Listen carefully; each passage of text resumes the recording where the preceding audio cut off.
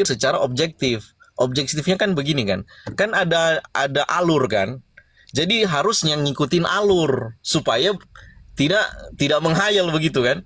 Tidak tidak berimajinasi. Ini loh, kita dibantu dengan sebuah alur diskusi. Nah, untuk sampai ke sana, ayo setia dong terhadap alur itu. Ayo tetap berpikir, tetap libatkan akalmu. Nah, dia itu udah nggak bisa fokus. Akhirnya apa? Dia lebih berkhotbah, lebih sudah tidak argumentatif lagi kan narasi dia tuh. Karena saya lihat Romo tuh pengen sebenarnya menyadarkan dia ya, berpikir tentang apa sih? Bahwa sebenarnya secara tak terhindarkan di dalam kitab suci kan dia itu selalu terikat ya, tidak terpisahkan antara kitab suci, tradisi suci dan magisterium ini.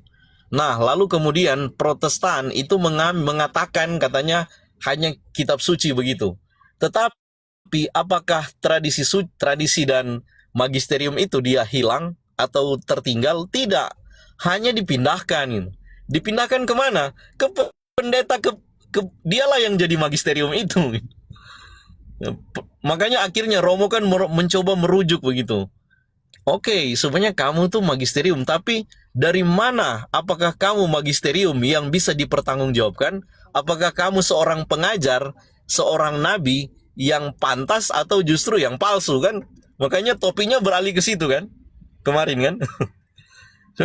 Kalau sebenarnya dari Romo secara alur ininya tuh sudah sangat sistematis, tapi masalahnya Romo itu lupa bahwa dia berhadapan dengan seseorang yang belum bisa di tahap itu, masih jauh. Tapi Romo berusaha memaksa kan. Dan ini sesuatu yang luar biasa. Sayangnya, kayak kemarin refleksi saya juga ke teman-teman ya. Kita sepertinya juga tidak menjadi orang yang realistis ya.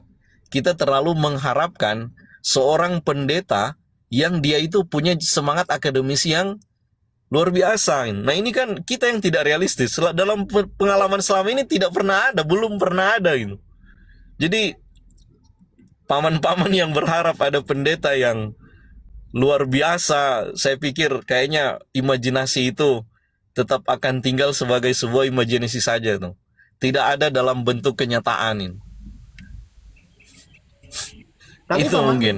begini Paman, saya teringat ketika dulu Agustinus itu masih muda, ketika seorang pedagang kecil yang mengatakan kepada Agustinus, Anda tidak mungkin akan menjadi pendebat yang hebat dan ulung jikalau Anda tidak bisa mengalahkan Santo Ambrosius. Jadi saya mengingat kata-kata itu, nah. Nah, Masalahnya baru satu Romo aja tuh ya, dalam juga topik ini dalam dunia mendekati digital aja ini belum paman. kemarin itu Lalu saya paman teringat berharap kata-kata akan itu. ada gitu. Iya, saya teringat kata-kata itu. Jadi saya hanya mau mengatakan, Anda bukan pendebat hebat jika dalam dunia apologetika itu, dalam dunia digital ini Anda tidak bisa mengalahkan Romo Cafe. Jadi Karena begini sih paman, saya sih akhirnya mencoba untuk melihat secara ini ya. Kenapa? Karena kalau hanya soal teknis, mereka itu menang di situ. Menang dalam arti kadang kan mengambil lompat-lompat dan seterusnya teknis ya. Tapi dalam hal substansi, inti bahasan itu nggak akan mampu gitu. Karena ibaratnya kebenaran itu memang dia kan ada dan kebenaran itu dijaga, tinggal hidup di dalam ya kekatolikan. Lalu kemudian ada orang yang mengklaim bahwa mereka benar juga. Ibaratnya begini, mereka mengatakan bahwa mereka juga adalah sebuah emas yang murni, nampak kuning, nampak elok di mata, tapi ketika mengalami sebuah proses pembakaran untuk menguji apakah asli murni atau tidak, itu tak terhindarkan ini. Karena pasti itu dia akan ketahuan kan, mana yang emas, mana yang kuningan ini. Dengan cara apa? Dibakar, proses pengujian tuh. Yang satu akan ketahuan, oh kamu tuh ternyata proses pengujian itulah yang bisa membantu untuk menjadi jelas kan. Kalau sekedar ditampilin aja, oh nggak bisa. Nah ini momen debat begini kan. Secara literasi mereka itu pasti akan cuma teknis ini tuh. Jangan sampai misalnya proses pembakarannya ternyata ya palsu gitu. Ternyata ada kecurangan-kecurangan kan begitu kan, Maman? Secara bahan bakunya Ada udah tembaganya. bisa gitu. Jangan sampai Dikemas ternyata mereka selipkan apa begitu kan? Ya, baru dengan cara baru 18 framingan-framingan. karat. Ya terjadi kemarin. Masa akan bawa video-video itu kan dalam konteks diskusi itu alien, itu ya alien gitu. Itu kan ini apa? Ini bukan dari topik loh. Kenapa kamu bawa video-video Romo Patris? Apa hubungannya dengan persoalan ini kan? Ini kayak kalau orang yang benar-benar akademis yang ada jurinya, dia sudah diskualifikasi sejak ini. Ini enggak, ini apa? Coba Dari dipikir. awal sudah Apa didiskualifikasi. hubungannya membawa video dalam sebuah perdebatan? Apa? Nggak ada. Lalu yang dikatakan juga soal kekatolikan. Oh katanya yang extra ecclesia nulla salus itu kan prinsip. Oh di luar gereja Katolik tidak ada kebenaran dan seterusnya. Yang di framing kata-kata dari Romo Patris itu kan. Apa topiknya dari sola scriptura? Tidak ada. Jadi bagi saya sih memang nggak apa-apa. Ini sekedar sebuah proses yang akhirnya menjadi jelas bagi yang melihat mana yang emas, mana yang kuningan ini. Demikian Paman Katekis.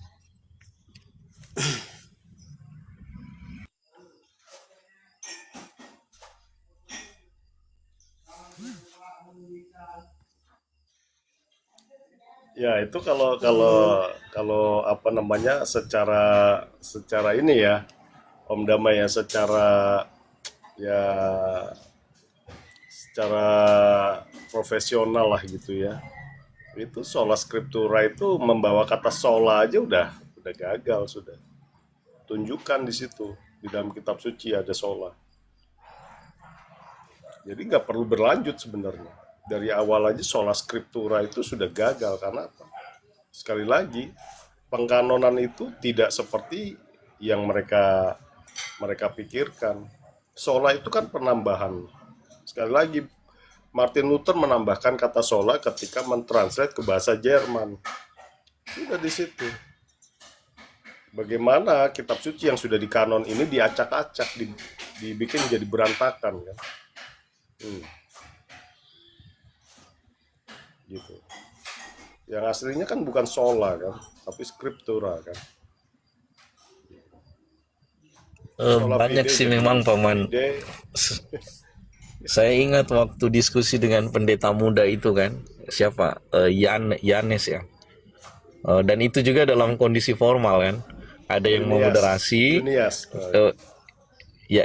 Yawens kak, Yowens namanya, lupa saya.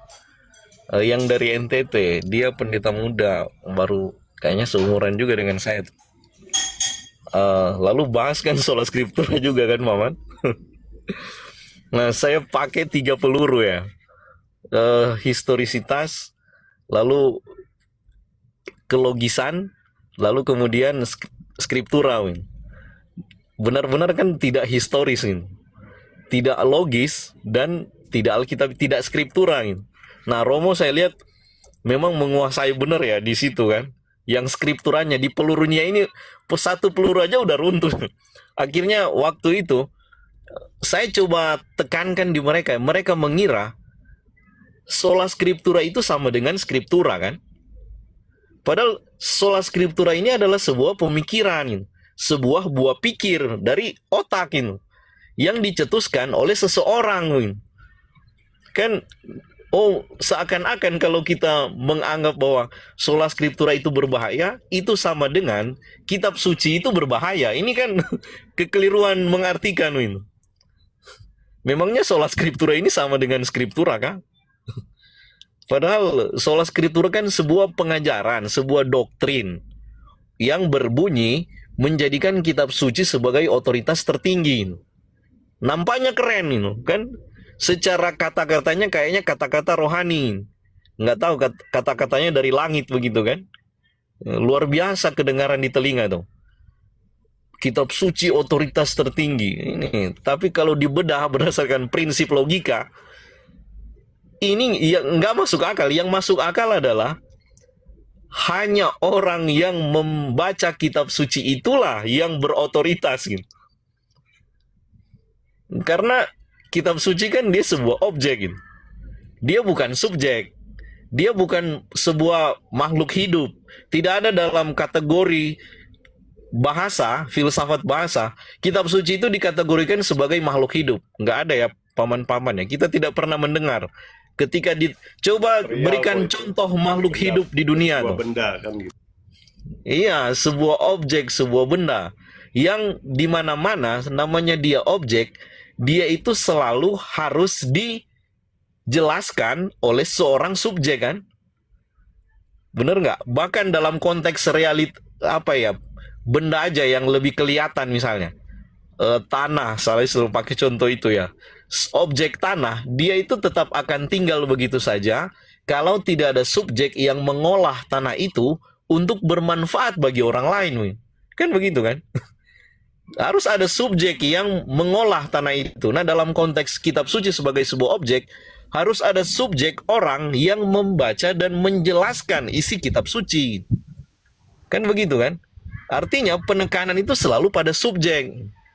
Nah, kalau penekanan pada subjek, harusnya di kitab suci juga dia bilang ya, harus subjek yang tepat, yang menjelaskan kitab suci. Jadi jangan sembarang subjek, jangan sembarang orang. Nah, kitab suci pun mengatakan itu, 2 Petrus dan seterusnya ya, harus pengajar yang tepat. Nah, pertanyaannya ini, apakah seorang Protestan itu adalah seorang pengajar yang tepat? Nah, Romo kan kejar di suksesi kan?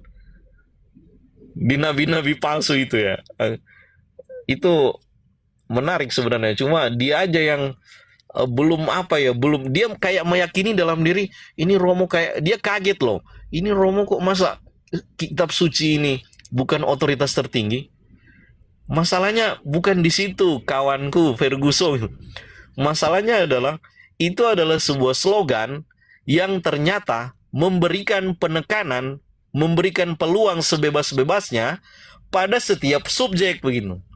Jadi kalau ada 10 Protestan membaca kitab suci, itulah kenapa terjadi 10 interpretasi yang berbeda tentang kitab suci yang satu dan sama kan? 10 Ya, lama penafsiran. kelamaan. Pertama penafsiran kan, Paman. Kedua apa?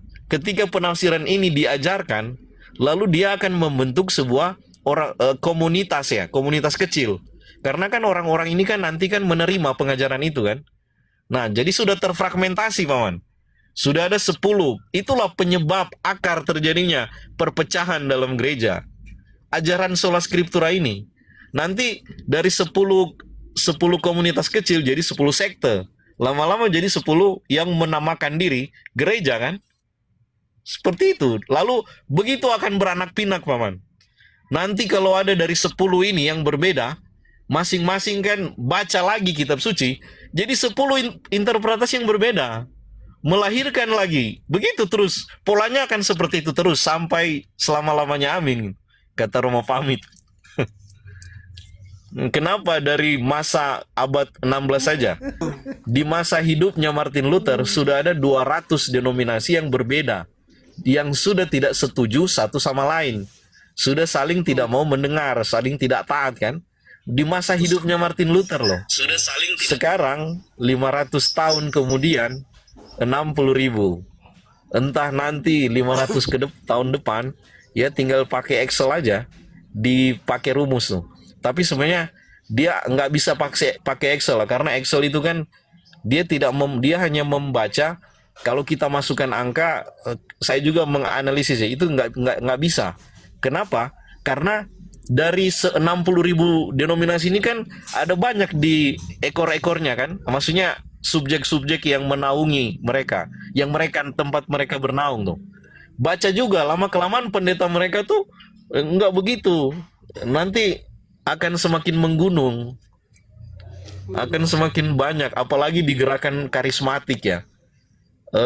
Dari juga kalau kita lihat buat kategorisasi, yang paling banyak pecahkan ini dari pertama Anglikan kan, lalu Anglikan muncul, Metodis dan seterusnya, karena mereka sejak awal itu menekankan soal kesaksian pribadi kan, bahwa seakan-akan urusan Tuhan itu urusan pribadi, urusan dengan Tuhan itu urusan kamu sendiri dengan Tuhan.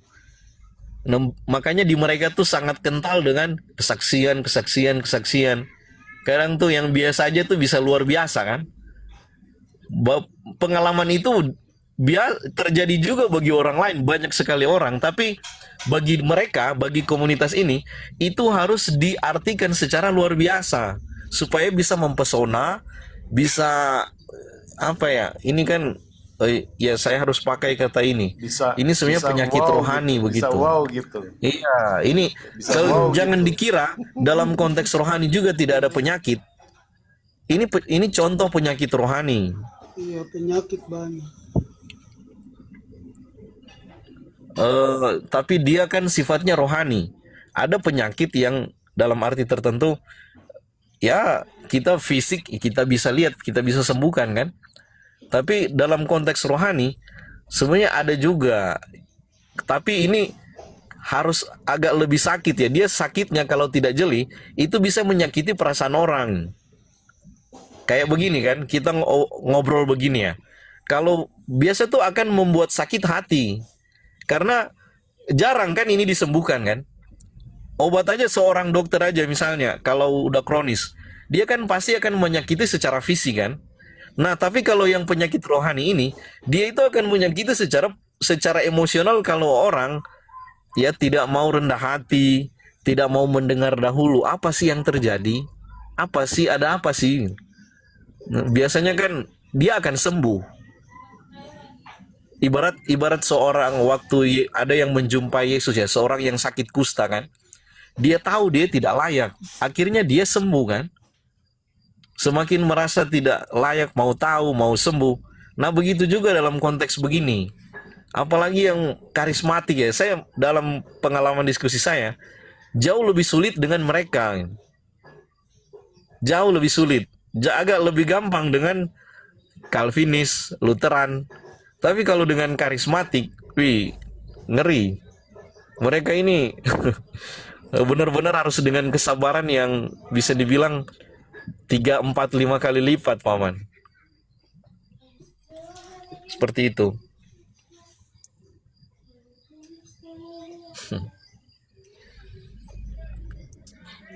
Paman Yusuf, semua komal Protestan di TikTok menghujat Katolik. Satu dunia pun, bahkan kalau cuma sekedar mulut, Paman, dengan apalagi cuma sekedar framingan, itu nggak akan berabad-abad dengan pedang, dengan minyak panas, dengan binatang buas, nah, tetap bertahan, Paman. Jadi ini mah kecil itu.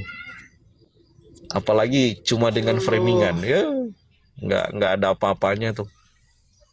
Dengan mending ateis saja, dengan ateis saja kami siap, dengan agnostik aja kami lebih baik begitu ya, daripada dengan Protestan, karena nggak nyambung itu.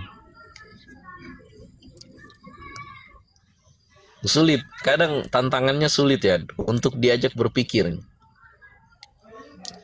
Mereka kan model keyakinan rohani, klaim rohani.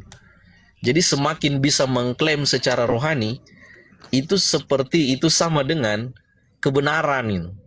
Jadi kalau orang tuh meyakini, saya yakin saya bisa, saya dipakai Tuhan itu. Tuhan memakai saya itu. Ya jadi seakan-akan begitu benar itu. Tapi ketika ditanya itu, berdasarkan ajaran misalnya, dari buah pikir dia, dari pengajaran dia, itu mulai akan kelihatan aslinya. Karena menurut saya apa yang dikatakan Rasul Yohanes ya di dalam suratnya itu tetap relevan sampai sekarang. Salah satu ciri bahwa ada roh Allah di dalam diri seseorang adalah dia mendengarkan kami. Kami di sini kan gereja kan, para rasul ya. Jadi kalau orang mendengarkan, dia pasti akan, ya mungkin untuk perjumpaan pertama dia tidak menolak, minimal kompromi aja. Ya, oke, terima kasih. Belum langsung ini. Tapi kalau yang langsung frontal begitu, oh ini agak lain ini. Ini bukan roh Allah ini. Ini dirimu sendiri yang kamu bawa gitu. Bisa ketahuan kok. Bisa kerasa ya. Ini bener nggak ini? Dia ini seorang benar-benar yang, tapi coba ayo kita aja diskusi misalnya seputar gereja, eklesiologi misalnya kan, perutusan apalagi. Wih, itu akan ketahuan ini. Dia akan bereaksi karena dia merasa harusnya kan dia juga sama. Sementara kondisi ini itu agak pernah loh terjadi di masa waktu rasul-rasul hidup. Dan hal ini, kenyataan ini, bagaimana ada orang yang mencoba menyamakan diri mereka dengan para rasul, itu keras ditegur oleh Rasul Paulus kan. Barang siapa mencoba menyamakan diri mereka dengan dalam hal yang bisa dimegahkan, mereka adalah rasul-rasul palsu. Keras loh. Pengajar-pengajar curang. Aku cari ayatnya ya.